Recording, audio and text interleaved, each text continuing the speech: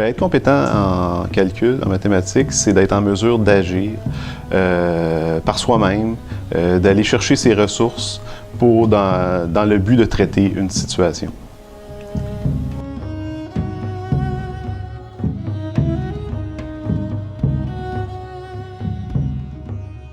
Il n'y a pas de recette unique. Il y a plusieurs choses.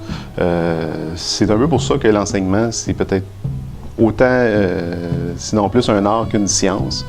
Je dirais pas davantage, mais je dirais que c'est quand même une partie importante que tu fonctionnes un peu au jugé.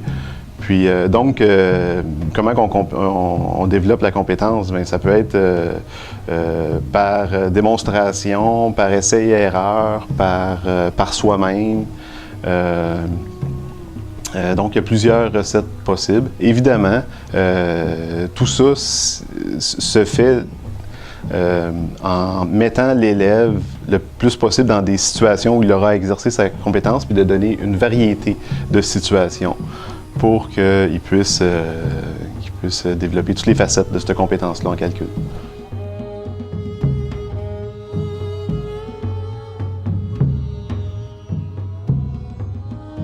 Bien, une compétence, en réalité, c'est quelque chose qui est très large. La compétence en calcul, c'est d'être en mesure de se débrouiller dans une diversité de situations où on a exercé sa capacité à calculer, à choisir les bonnes stratégies, tout ça.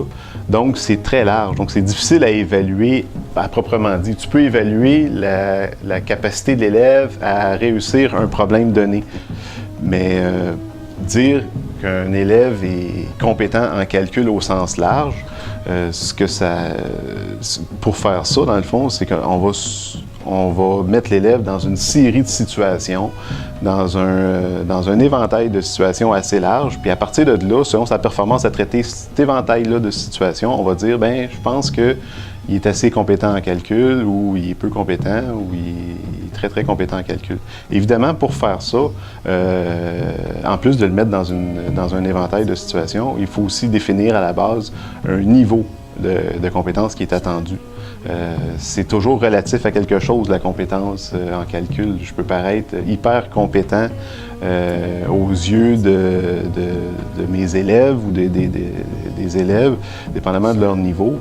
En même temps, je ne m'estime pas très, très compétent en comparaison à un John Mason, par exemple, qui est un grand mathématicien de notre époque.